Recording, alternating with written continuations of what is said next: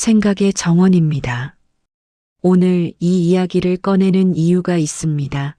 살아오면서 정말 많은 사람들을 만났습니다. 직장에서, 동창 모임에서, 친척 자리에서, 교회나 절 같은 모임에서까지 수십 년을 살다 보니 인연도 참 많아졌습니다. 그런데 가만히 돌아보면 이상한 공통점이 하나 보입니다. 처음 만났을 땐 분명 괜찮아 보였는데 시간이 지나고 나서야 그 사람 처음부터 좀 이상했었구나 하고 뒤늦게 떠오르는 사람들이 있다는 점입니다. 그땐 왜 몰랐을까요? 왜 그때는 괜찮다고 느꼈을까요?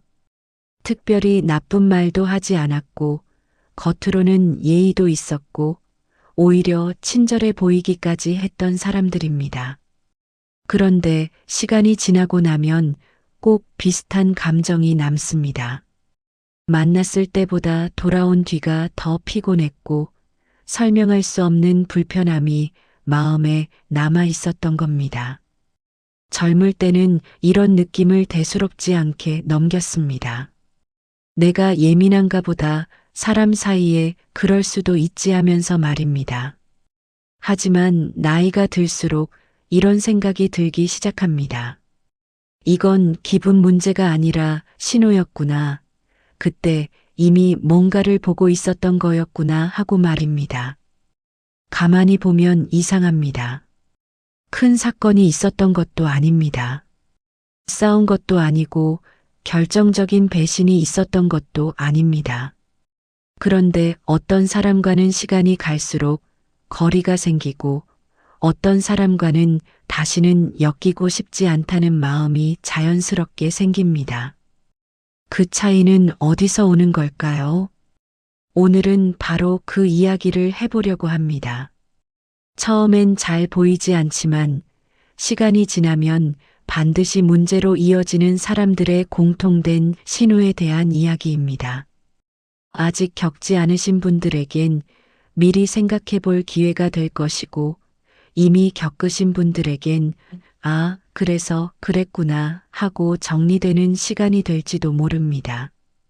이 이야기를 끝까지 들으시면 앞으로 사람을 볼 때 괜히 마음을 더 쓰지 않아도 되는 기준 하나쯤은 생기실 겁니다.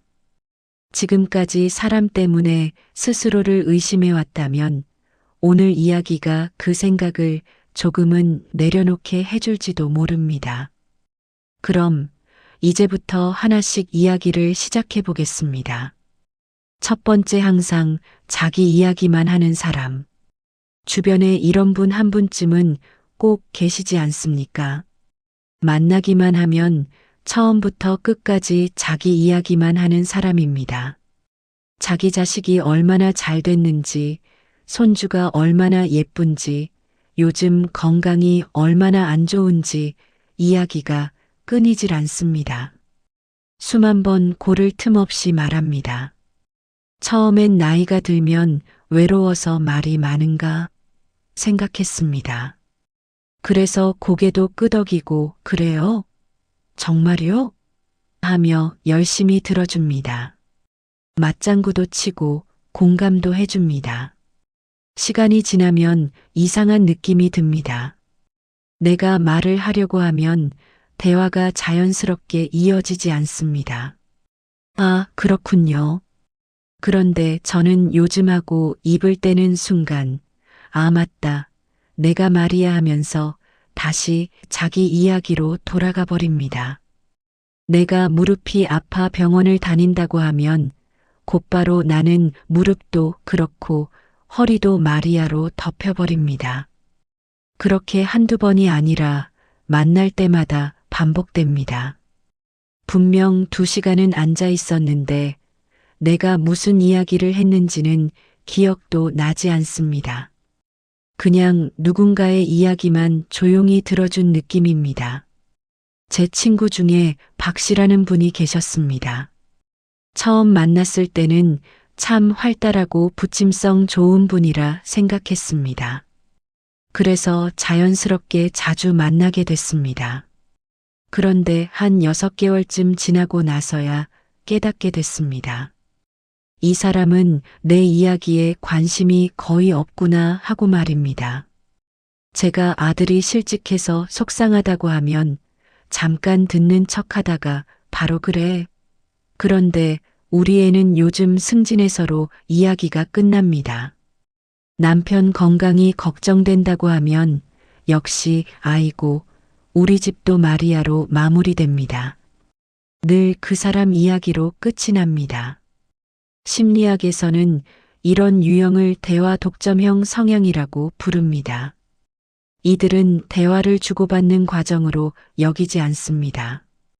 대화를 자기 이야기를 풀어놓는 공간 듣는 척은 해도 진짜로 상대의 감정이나 상황에는 머무르지 않습니다. 심리학자들이 말하길 진짜 대화란 말하기와 듣기의 균형이라고 합니다. 한쪽만 계속 말하는 건 대화가 아니라 연설에 가깝다고 하죠. 상대의 감정에 오래 머무르지 못합니다. 자신의 이야기가 끝나는 순간 관심도 같이 사라집니다. 타인의 기쁨이나 어려움을 자연스럽게 자기 이야기와 비교합니다. 대화 속에서 나는, 내가, 우리 집은이라는 말이 대부분입니다. 그럼 이런 사람을 어떻게 대해야 할까요? 먼저 감정적으로 판단하기보다 한 번만 객관적으로 관찰해 보시길 권합니다. 다음에 만났을 때 속으로 시간을 재보는 겁니다. 누가 얼마나 이야기하는지 말입니다. 만약 10번 중 9번이 그 사람 이야기라면 그건 대화가 아닙니다. 내가 5분 말하고 상대가 55분 말한다면 경계가 필요합니다. 김 씨, 제 이야기도 조금 들어주실 수 있을까요? 혹은 오늘은 제가 꼭 상의 드릴 게 있어서요처럼 의도를 명확히 말해보는 겁니다. 이때 상대의 반응을 잘 보셔야 합니다. 그래도 계속 자기 이야기로 돌아간다면 솔직히 말씀드리면 이런 성향은 쉽게 바뀌지 않습니다. 60년, 70년을 그렇게 살아온 사람이 하루아침에 달라지기는 어렵습니다. 변화가 없다면 마음의 거리를 조정하는 게 필요합니다. 만남의 횟수를 줄이고 꼭 필요한 자리에서만 얼굴을 보는 것도 방법입니다. 가능하다면 개인적 만남보다는 여러 사람이 함께 있는 자리에서만 만나는 게 마음의 부담을 줄여줍니다. 기억하셨으면 합니다. 진정한 관계는 서로 주고받는 관계입니다. 한쪽만 말하고 한쪽만 들어주는 관계는 결국 누군가를 불편을 주게 됩니다. 여러분의 이야기를 들어줄 준비가 없는 사람에게 귀한 시간과 에너지를 계속 내어줄 필요는 없습니다. 외로워서, 사람 없어서 이런 관계를 붙잡고 있으면 오히려 더 외로워집니다. 진짜 연결이 없기 때문입니다. 껍데기만 남은 관계는 마음을 채워주지 못합니다. 두 번째, 은근히 무시하고 깎아내리는 사람. 이건 정말 교묘해서 더 위험합니다. 겉으로는 웃으면서 친한 척을 합니다. 그런데 가만히 들어보면 말 속에 독이 하나씩 숨어 있습니다. 여러분이 새 옷을 입고 나갔다고 해봅시다. 이렇게 말합니다. 어머, 그 옷 입으니까 살이 좀 더 있어 보이네? 웃으면서 말합니다. 또 그 나이에 그런 색깔을? 용감하시네. 아니면 요즘은 그런 스타일 잘 안 입던데 그래도 뭐 잘 어울리긴 해. 말은 칭찬처럼 들리는데 듣고 나면 기분이 이상합니다. 바로 화를 내고 괜히 따지면 농담인데 왜 그렇게 예민해? 이런 말이 돌아올 게 뻔합니다. 그냥 넘기자니 마음이 계속 걸립니다. 집에 와서도 자꾸 그 말이 떠오릅니다. 내가 정말 살이 쪄 보였나? 내가 촌스러웠나? 내가 너무 나이값 못했나? 이런 생각이 꼬리를 뭅니다. 별거 아닌 말 한마디였는데 말이죠. 저도 비슷한 경험이 있습니다. 나이 들면 관리하기 편한 게 좋아서 아파트를 조금 작은 곳으로 옮겼습니다. 한 사람이 웃으면서 이렇게 말하더군요. 어머, 이렇게 작은 데로 이사했어? 많이 힘드셨나 보다. 말은 걱정하는 척인데 느낌은 딱 옵니다. 형편이 어려워진 사람처럼 만들어버립니다. 또 손주를 봐주느라 여행을 못 간다고 했더니 요즘 할머니들은 자기 인생도 사는데 너무 희생하는 거 아니야? 라고 합니다. 순식간에 바보 같고 이용당하는 사람으로 만들어버립니다. 이런 사람들이 정말 무서운 이유는 직접적으로 욕하지 않는다는 점입니다. 대놓고 비난하지 않습니다. 걱정하는 척하고 조언하는 척하고 농담인 척합니다. 하지만 그 말이 지나간 자리에 남는 건 늘 하나입니다. 기분 나쁨, 자존감 흔들림, 그리고 나 자신에 대한 의심입니다. 심리학에서는 이런 행동을 수동적 공격성 또는 미세 공격이라고 부릅니다. 말 그대로 아주 작은 공격입니다. 한번 들으면 뭐 그럴 수도 있지 하고 넘길 수 있습니다. 그런데 이게 반복되면 이야기가 달라집니다. 매번 한 숟갈씩 독을 먹는 것과 같습니다. 눈에 띄게 아프지는 않지만 어느 순간부터 마음이 불편해집니다. 연구를 보면 이유는 단순합니다. 속으로는 불안하고 비교하고 열등감을 느끼고 있기 때문입니다. 자기 인생이 만족스럽지 않으니 남도 조금은 깎아내리고 싶어지는 겁니다. 남의 기쁨이 그대로 올라오는 걸 견디지 못합니다. 그래서 꼭 한마디 얹습니다. 칭찬 속에 가시를 숨깁니다. 예쁘긴 한데 너무 화장이 진하다. 똑똑한 건 맞는데 좀 잘난 척하지 않니? 이런 식입니다. 누가 좋은 소식을 말하면 바로 찬물을 끼얹습니다. 와, 좋겠다가 아니라 그럼 세금 많이 나오겠네부터 나옵니다. 이런 말들을 계속 듣다 보면 이상한 일이 생깁니다. 그 사람은 아무렇지 않은데 옷 입는 것도, 선택하는 것도, 이야기하는 것도 괜히 눈치를 보게 됩니다. 이게 바로 이 관계의 가장 큰 문제입니다. 상대는 웃고 있는데 나는 조금씩 작아집니다. 그래서 대처가 필요합니다. 첫째, 그 말에 일일이 반응하지 마십시오. 이런 사람들은 여러분의 반응을 보고 에너지를 얻습니다. 상처받거나 변명하거나 설명하는 모습을 은근히 즐깁니다. 그래요? 저는 괜찮아요. 이 정도면 충분합니다. 둘째, 선을 넘는 말에는 분명히 말해도 됩니다. 그 말은 듣기 좀 불편하네요. 농담으로 듣기엔 과한 것 같아요. 몇 번 이렇게 하면 함부로 말하지 못합니다. 셋째, 그래도 계속된다면 관계를 줄이십시오. 나이 들어서까지 이런 말에 마음 다칠 이유 없습니다. 만나지 않으니 삶이 훨씬 편해집니다. 기억하셔야 합니다. 진짜 가까운 사람은 여러분을 깎아내리지 않습니다. 여러분의 선택을 존중하고 기쁨을 함께 기뻐합니다. 만날 때마다 기분이 나빠지는 사람은 친구가 아닙니다. 웃으면서 독을 던지는 사람일 뿐입니다. 인생이 얼마나 남았습니까? 이제는 눈치 보며 버틸 나이가 아닙니다. 나를 기분 좋게 해주는 사람, 나를 있는 그대로 인정해주는 사람과만 시간을 보내셔도 충분합니다.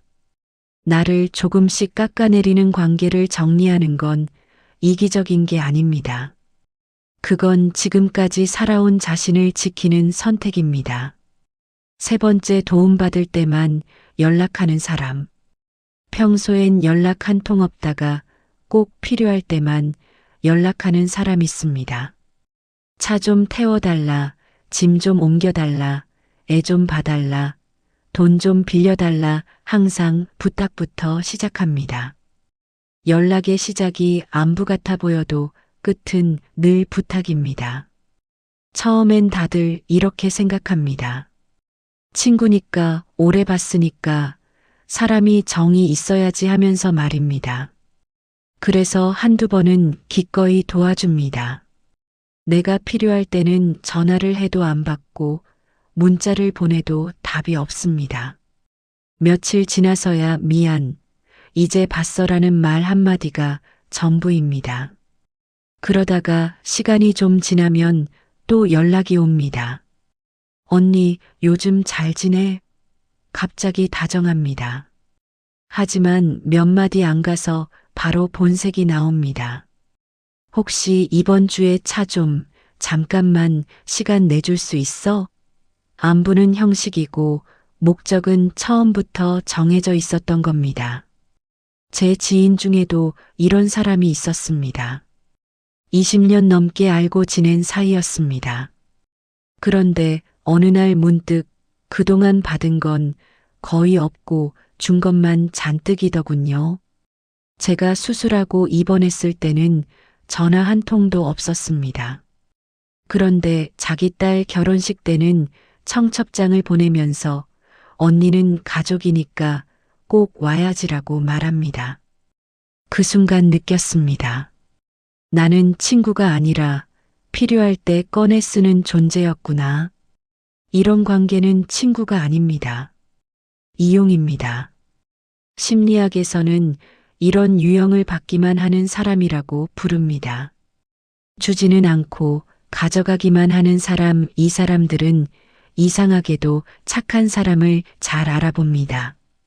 거절 못하는 사람, 정 많은 사람, 미안해하는 사람을 귀신같이 골라냅니다. 그리고 옆에 붙어서 필요한 것만 가져갑니다. 이런 사람 특징은 평소엔 연락이 없습니다. 생일, 명절, 힘들 때는 조용합니다. 자기에게 일이 생기면 바로 연락합니다. 부탁할 땐 친한 척, 가족 같은 척 합니다. 우리 사이에 이런 것도 못 도와줘? 라는 말로 마음을 압박합니다. 반대로 내가 부탁하면 핑계가 쏟아집니다. 바쁘다, 여유가 없다, 상황이 안 된다, 늘 이유는 준비돼 있습니다. 그리고 도와줘도 고마워하는 기색이 없습니다. 당연하다는 얼굴입니다. 꼭 해보셔야 할 게 있습니다. 한 번만 냉정하게 따져보십시오. 누가 더 많이 도와줬는지 말입니다. 내가 10번 도왔고 상대는 한 번도 안 도왔다면 그건 관계가 아닙니다. 이용입니다. 그 다음엔 거절을 해보셔야 합니다. 미안한데 이번엔 힘들어 이 말 한마디면 충분합니다. 진짜 친구라면 이해합니다. 그 말에 서운해하고 화를 낸다면 그 사람은 처음부터 친구가 아니었던 겁니다. 한 가지 더 확실한 방법이 있습니다. 내가 한번 부탁해 보는 겁니다. 아주 작은 것부터요. 병원 갈 때 차 한번 부탁해 보고 짐 드는 것 하나 부탁해 보십시오. 진짜 관계라면 흔쾌히 나옵니다. 하지만 이용하는 사람은 그 순간부터 갑자기 바빠집니다. 연락이 늦어지고 핑계가 늘어납니다. 답은 이미 나와 있습니다. 그래도 계속 연락이 온다면 거리를 두셔도 됩니다. 요즘 내가 여유가 없어서 도와주기 힘들 것 같아. 이렇게 말하면 됩니다. 그러면 신기하게도 연락이 줄어듭니다. 더 이상 가져갈 게 없기 때문입니다. 저도 그렇게 했습니다. 몇 번 거절했더니 자연스럽게 연락이 끊겼습니다. 처음엔 괜히 마음이 쓰였지만 시간이 지나니 오히려 속이 시원해졌습니다. 그동안 그 사람에게 쓰던 시간과 에너지를 진짜 내 편인 사람들에게 쓰게 됐기 때문입니다. 기억하셔야 합니다. 진짜 관계는 서로 돕는 관계입니다. 한쪽만 계속 도와주는 건 관계가 아닙니다. 여러분은 봉사단체가 아닙니다. 이제 나이도 들었는데 나를 이용하는 사람에게까지 착할 필요는 없습니다. 정 많은 사람이 손해보는 인생은 이제 여기서 끝내셔도 됩니다. 주고받는 관계만 남기셔도 충분합니다. 네 번째, 남의 불행을 즐기는 사람. 남이 잘 되는 꼴 못 보고 남이 힘들어지면 속으로 은근히 좋아하는 사람 있습니다. 겉으로는 사람 좋은 척하지만 속은 완전히 다릅니다. 기쁜 소식을 전합니다. 아들이 승진했다. 손주가 대학에 붙었다. 좋은 일이 생겼다고 말합니다. 그런데 반응이 묘합니다. 그래, 좋겠네 말은 축하처럼 나오는데 표정이 굳어 있습니다. 태도가 확 달라집니다. 여러분에게 안 좋은 일이 생겼다고 해봅시다. 갑자기 연락이 잦아집니다. 괜찮아? 많이 힘들지? 걱정하는 말은 하는데 눈빛이 이상합니다.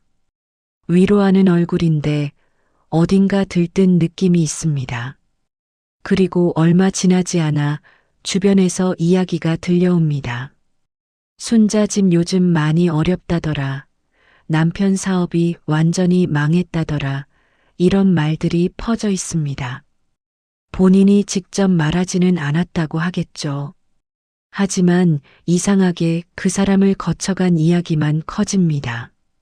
제 친구가 딱 이런 일을 겪었습니다. 남편 사업이 잠시 어려워졌는데 같은 동네 사는 사람이 이걸 알고는 여기저기 떠들고 다녔습니다. 실제보다 훨씬 과장해서 말입니다. 빚이 몇 억이다. 집도 곧 날아간다 없는 이야기까지 만들어냈습니다. 그 결과가 어땠을까요? 친구는 상황보다 소문 때문에 더 큰 고통을 받았습니다. 장사하는데도 지장이 생기고 사람들 시선이 달라졌습니다. 그 사람은 끝까지 이렇게 말했습니다. 난 걱정돼서 그런 거야. 하지만 우리는 다 알았습니다. 이건 걱정이 아니라 남의 불행을 구경하는 걸 말입니다. 심리학에선 남의 불행을 보며 은근히 안도하는 심리라고 합니다. 남의 불행을 보면서 느끼는 못된 감정이죠. 이런 사람들은 공통점이 있습니다. 자기 삶에 만족하지 못합니다. 스스로가 불행하니까 남도 불행해지길 바랍니다. 남이 잘 되면 자기가 더 초라해 보이니까 견디지 못합니다. 그래서 남의 성공은 깎아내리고 남의 실패는 퍼뜨립니다. 이런 사람들의 행동을 보면 분명합니다. 여러분의 좋은 소식에는 반응이 시큰둥합니다. 금방 화제를 바꾸거나 운이 좋았네. 요즘은 다들 그 정도는 하지 이런 말로 넘겨버립니다. 반대로 여러분이 힘들다고 하면 질문이 많아집니다. 얼마나 힘든지, 어떻게 됐는지 자세히 캐묻습니다. 그 이야기를 자기 입으로는 말 안 했다고 하면서 다른 사람 귀에는 다 들어가게 만듭니다. 또 비교합니다. 자기 집은 어떤지, 자기 자식은 어떤지 은근히 우위를 확인하려고 합니다. 이런 사람을 상대할 때 가장 중요한 건 하나입니다. 정보 차단입니다. 개인적인 이야기를 하지 마십시오. 좋은 일도 나쁜 일도 말하지 마십시오. 그냥 지내요. 이 말이면 충분합니다.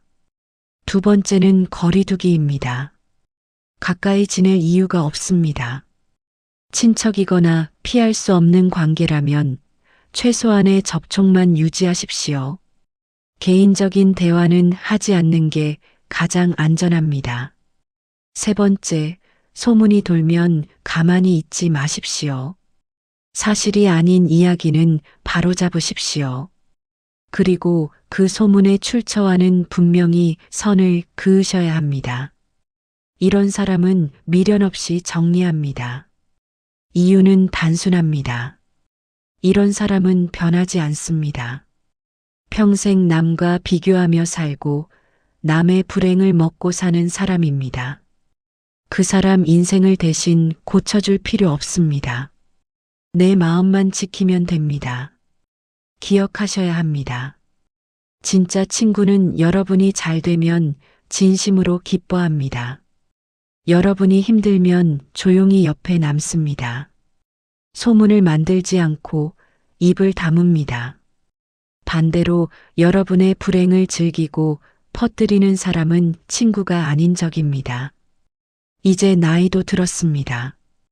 이런 사람 상대하며 감정 낭비할 시간 없습니다. 과감하게 정리해도 됩니다.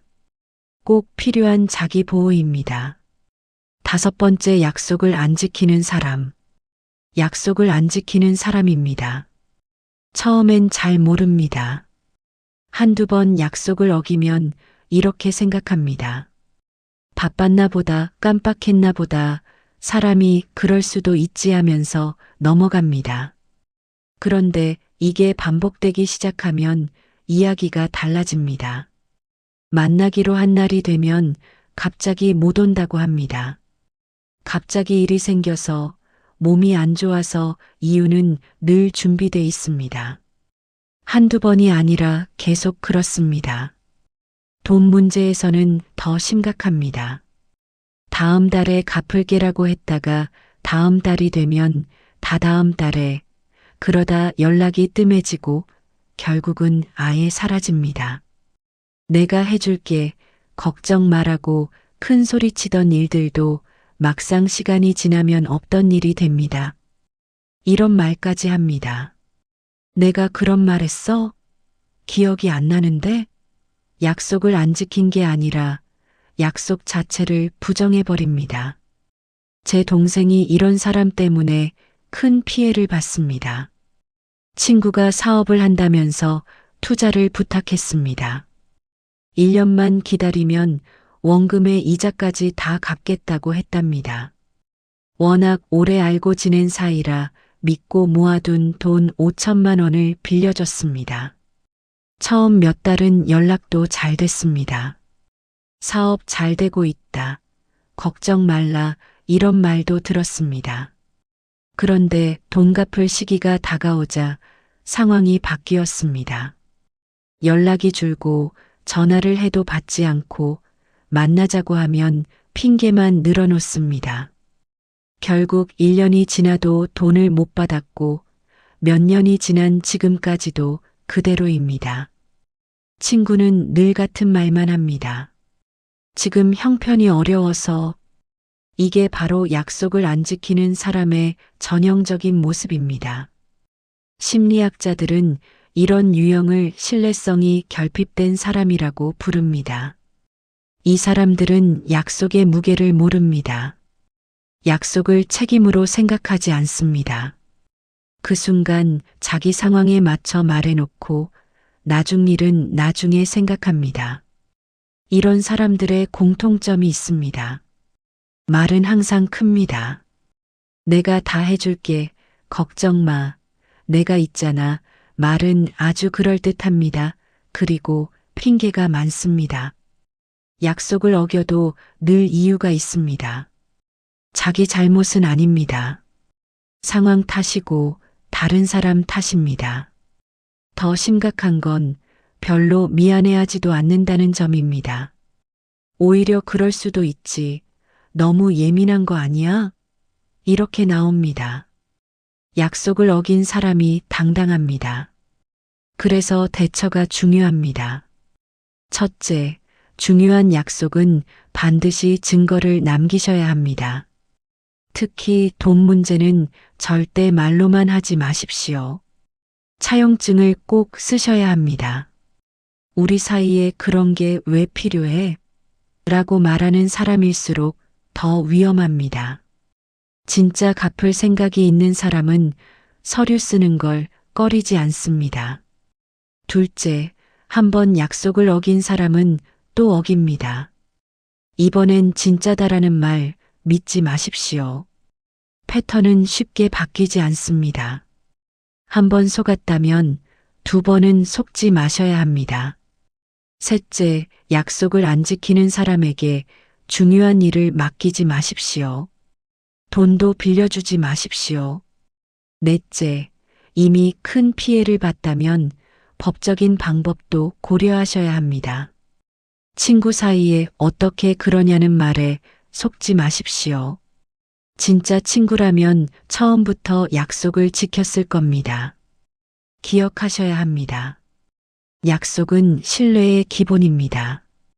약속을 지키지 않는 사람은 신뢰할 수 없습니다. 신뢰할 수 없는 사람과 관계를 유지할 이유는 없습니다. 나이가 들수록 더 그렇습니다. 믿고 맡길 수 있는 사람은 점점 소중해집니다. 반대로 약속을 가볍게 여기는 사람은 결국 여러분만 힘들게 만듭니다. 여섯 번째, 비밀을 지키지 못하는 사람. 이제부터는 정말 조심하셔야 할 최악의 유형입니다.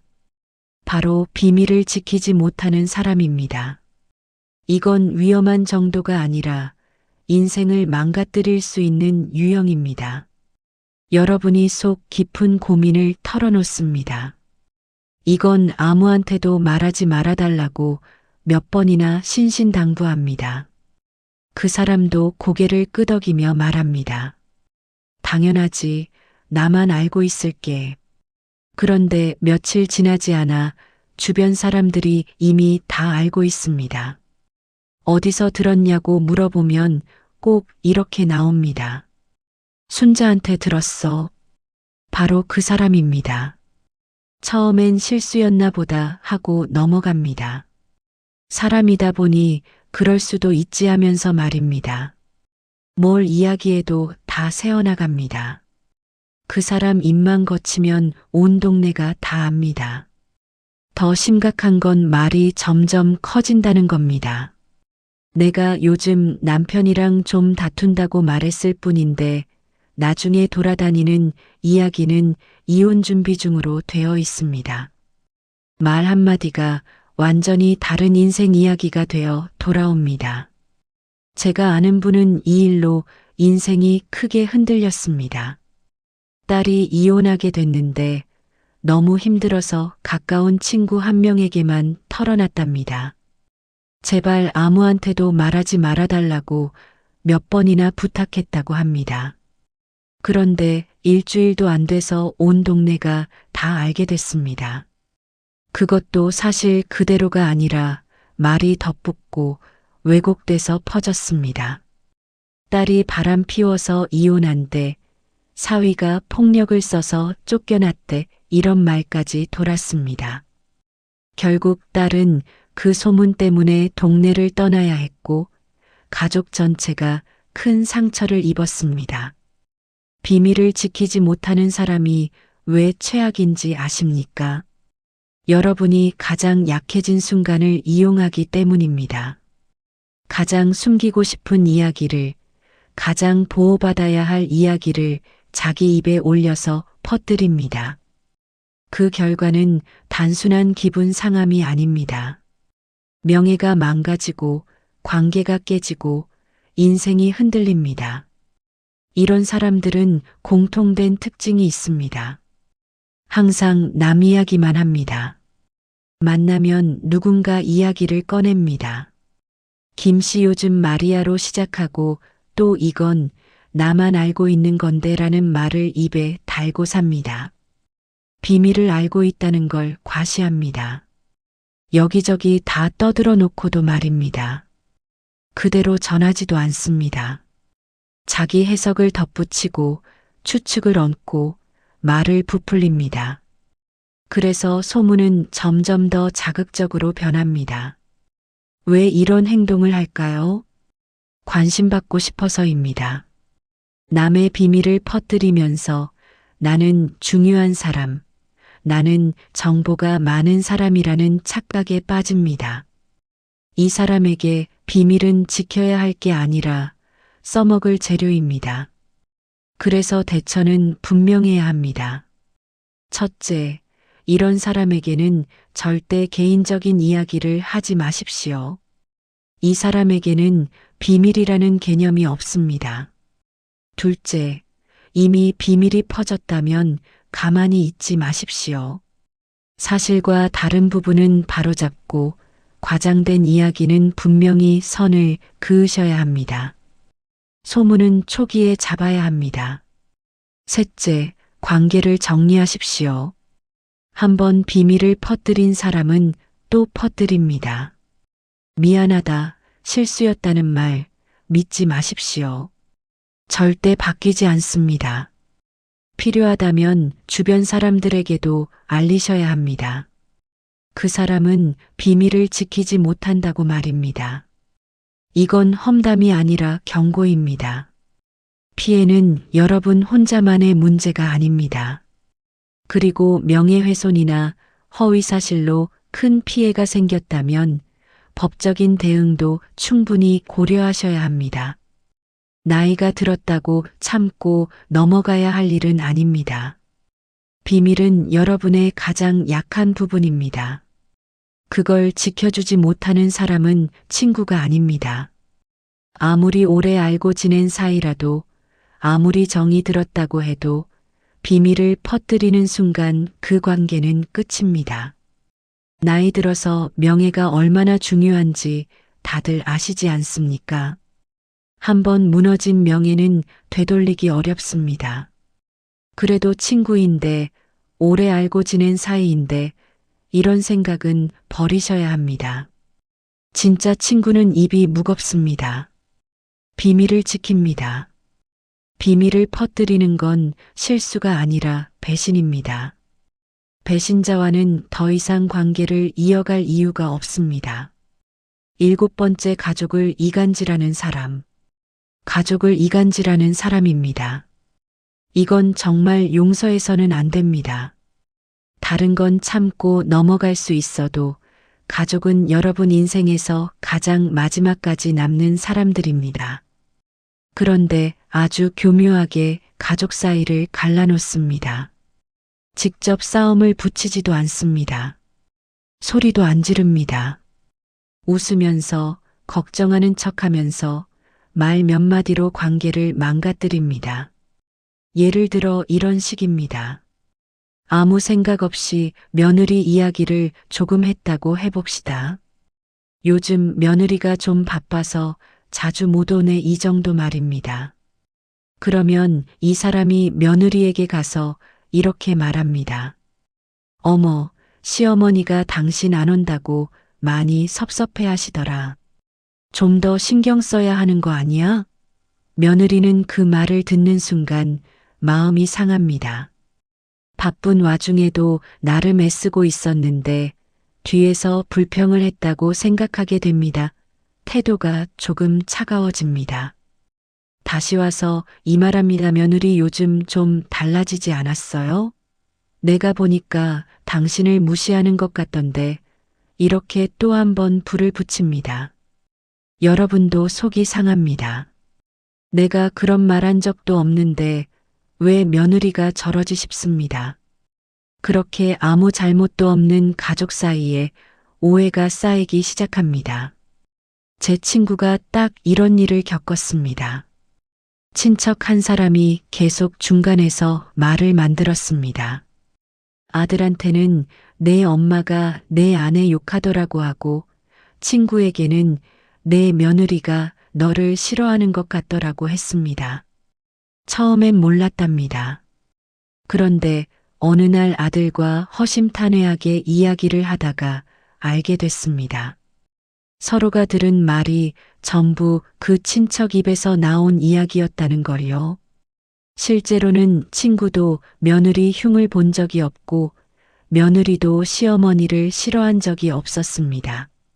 없는 말을 만들어 가족을 갈라놓고 있었던 겁니다. 더 심한 경우는 형제 사이를 갈라놓습니다. 내 동생이 유산 더 받으려고 한데 내 언니가 너를 은근히 무시하더라, 이런 말을 흘립니다. 부모 사이도 가만두지 않습니다. 아버지가 어머니 욕하더라, 어머니가 아버지 바람 피운다고 의심하더라. 사실 확인도 안 된 말을 던져놓고 상황이 커지는 걸 구경합니다. 왜 이런 짓을 할까요? 이 사람들은 싸움의 한가운데 서고 싶어 합니다. 사람들이 자기한테 와서 묻고 자기 입을 통해서만 소통하게 만들고 싶어 합니다. 그래야 자기가 중요한 사람이 된 것 같기 때문입니다. 또 하나는 시기심입니다. 남의 가족이 화목한 걸 못 견딥니다. 자기 인생이 엉켜 있으니 남의 집도 엉켜야 마음이 편해지는 겁니다. 이런 사람들은 항상 전달자 역할을 자처합니다. 내가 말해줄게, 내가 전해줄게 하면서 꼭 중간에 끼어듭니다. 직접 이야기하려고 하면 말립니다. 그리고 말을 살짝 바꿉니다. 자기 해석을 얹고 뉘앙스를 바꿉니다. 김 씨에게는 빅 씨가가 나쁘다고 말하고 박 씨에게는 김 씨가 나쁘다고 말합니다. 그리고 가족이 싸우기 시작하면 유난히 자세히 묻고 은근히 더 부채질합니다. 그래서 대처는 분명해야 합니다. 첫째, 가족 이야기는 반드시 직접 확인하십시오. 누군가를 통해 들은 말은 절대 그대로 믿지 마십시오. 둘째가 이렇게 말했다던데? 라고 속으로 쌓아두지 말고 내가 직접 물어볼게 하셔야 합니다. 둘째, 가족끼리 자주 얼굴 보고 이야기하십시오. 누군가의 입을 거치면 말은 반드시 왜곡됩니다. 직접 보고 직접 듣는 게 가장 정확합니다. 셋째, 이상한 이야기가 계속 그 사람을 통해서만 들린다면 그 사람이 문제입니다. 가족들끼리 솔직하게 이야기해서 누가 이간질을 하고 있는지 확인하십시오. 넷째, 확인이 됐다면 과감하게 차단하십시오. 가족 모임에 부르지 말고 개인적인 연락도 끊으셔야 합니다. 이런 사람은 절대 변하지 않습니다. 한번 이간질한 사람은 평생 그 짓을 합니다. 필요하다면 가족 모두에게 알려야 합니다. 셋째가 우리 사이를 갈라놓으려고 한다고 말입니다. 이건 험담이 아니라 가족을 지키기 위한 경고입니다. 나이가 들었다고 참아야 할 이유는 없습니다. 가족은 세상에서 가장 소중한 사람들입니다. 나이가 들수록 더 그렇습니다. 그 가족 사이를 갈라놓는 사람은 여러분의 삶을 흔드는 사람입니다. 오래 알고 지낸 사이니까, 친척이니까 이런 이유로 용서할 문제가 아닙니다. 가족이 먼저입니다. 가족을 지키려면 이간질하는 사람은 반드시 끊어내셔야 합니다. 한 가지 더 분명히 말씀드립니다. 가족끼리 자주 이야기하고 솔직해질수록 이간질할 틈은 사라집니다. 어떤 말도 가족을 갈라놓지 못합니다. 그게 이간질하는 사람을 가장 확실하게 막는 방법입니다. 8번째, 돈 때문에 관계를 망치는 사람. 이 문제는 감정에서 끝나지 않습니다. 반드시 법적 문제로 번지고 시간이 지날수록 평생의 후회로 남게 됩니다. 아마 이 이야기를 듣는 순간 떠오르는 얼굴이 하나쯤은 있으실 겁니다. 친구일 수도 있고 친척일 수도 있고 어떤 분들에겐 자식이나 형제일 수도 있습니다. 급한 일이 생겼다. 사업 자금이 잠깐 필요하다. 아이 학비가 당장 막막하다. 이유는 언제나 그럴듯합니다. 처음엔 거절하려고 마음먹습니다. 머리로는 위험하다는 걸 압니다. 그런데 그 사람이 계속 매달립니다. 너밖에 없다. 이번만 도와달라. 꼭 갚겠다는 말을 반복하고 때로는 눈물까지 보입니다. 그러다 보면 마음이 약해지고 결국 돈을 빌려주게 됩니다. 몇백만 원에서 시작해 몇천만 원, 어떤 경우엔 억 단위까지 갑니다. 처음 몇 달 동안은 연락도 잘 됩니다. 고맙다는 말도 하고 일이 잘 풀린다는 말도 합니다. 그런데 갚을 시기가 가까워질수록 연락이 줄어듭니다. 전화를 해도 받지 않고 문자를 보내면 답이 늦어집니다. 언제쯤 갚을 수 있겠냐고 물으면 조금만 더 기다려달라. 지금 형편이 어렵다는 말만 반복됩니다. 한 달이 지나고 1년이 지나고 결국 몇 년이 지나도 돈은 돌아오지 않습니다. 더 나쁜 경우도 있습니다. 나중에는 그게 빌린 돈이었냐? 나는 준 줄 알았다고 말합니다. 아니면 그동안 내가 도와준 게 얼마나 많은데 서로 퉁치자고 나옵니다. 심지어 내가 형편이 좋지 않냐? 그 돈이 그렇게 대수냐는 말까지 합니다. 제가 아는 분은 이 일로 인생이 완전히 망가졌습니다. 동생이 사업을 한다며 3억을 빌려갔고 2년 안에 갚겠다는 약속과 차용증까지 있었습니다. 하지만 2년이 지나도 5년이 지나도 돈은 돌아오지 않았습니다. 소송 이야기가 나오자 동생은 형제끼리 그럴 수 있냐고 말했고 결국 재판에서는 이겼지만 돈은 한 푼도 받지 못했습니다. 재산은 이미 다 빠져 있었고 형제 관계는 그 자리에서 끝났습니다. 그분이 가장 괴로워했던 건 돈이 아니었습니다.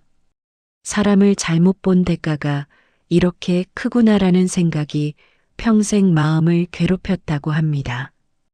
이게 바로 돈 때문에 관계를 망치는 사람이 가장 위험한 이유입니다. 돈을 잃는 데서 끝나지 않고 신뢰를 잃고 가족을 잃고 결국 자기 판단력까지 의심하게 만들기 때문입니다.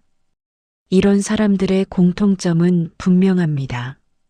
돈을 빌릴 때는 관계를 앞세우고 갚아야 할 때는 그 관계를 방패로 씁니다.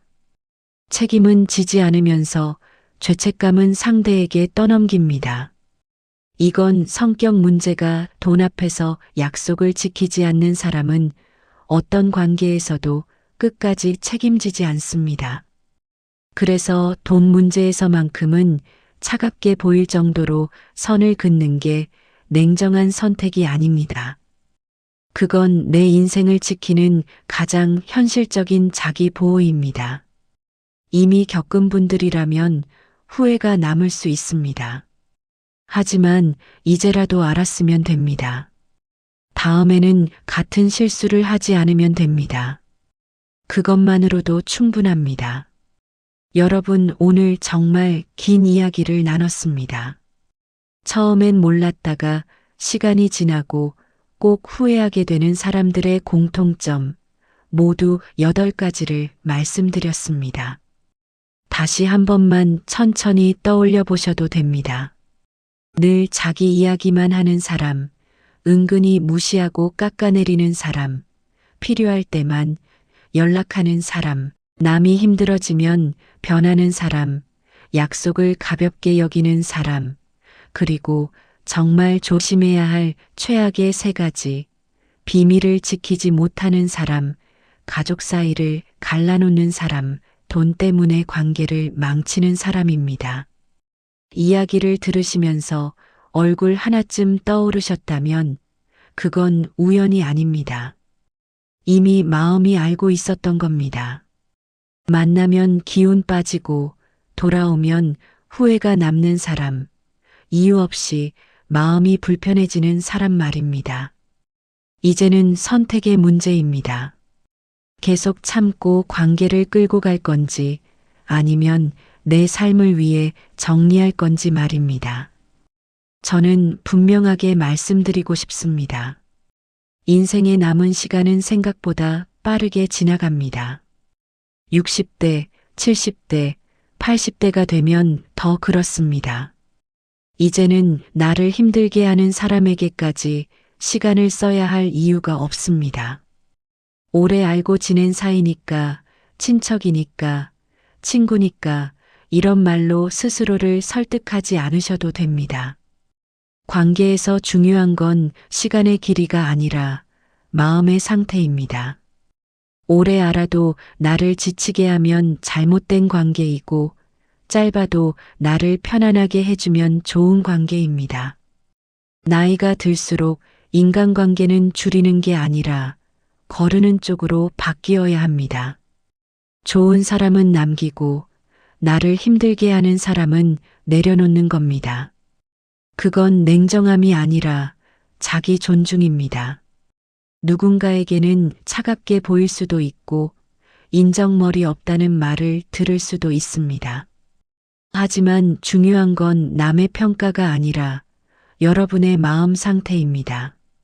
저 역시 그렇게 살기 시작한 지 오래되지 않았습니다. 예전에는 참고 또 참았습니다. 사람이 다 그렇지, 내가 좀 참으면 되지 하면서 말입니다. 잠이 안 오고 짜증이 늘고 건강도 나빠졌습니다. 그래서 결심했습니다. 이제는 나를 먼저 챙기자고 말입니다. 처음에는 무서웠습니다. 관계를 정리하면 외로워질까봐 걱정도 됐습니다. 그런데 시간이 지나고 나니 오히려 반대였습니다. 나를 힘들게 하던 사람들이 사라지니까 진짜 내 편인 사람들이 보이기 시작했습니다. 나를 존중해주고 말 한마디에도 조심해주는 사람들 말입니다. 지금은 사람 수가 많지 않습니다. 그래도 괜찮습니다. 마음 편한 관계 몇 개가 마음 불편한 관계 수십 개보다 훨씬 낫다는 걸 알게 됐기 때문입니다. 여러분도 충분히 할 수 있습니다. 처음엔 어렵고 망설여질 수 있습니다. 하지만 시간이 지나면 분명히 느끼실 겁니다. 그때 정리하길 잘했다고 말입니다. 오늘 이 긴 이야기를 끝까지 들어주셔서 정말 감사합니다. 이 내용이 여러분 마음의 기준 하나라도 남았다면 그걸로 충분합니다. 오늘 집에 가셔서 또는 잠들기 전에 한 번만 생각해 보셔도 됩니다.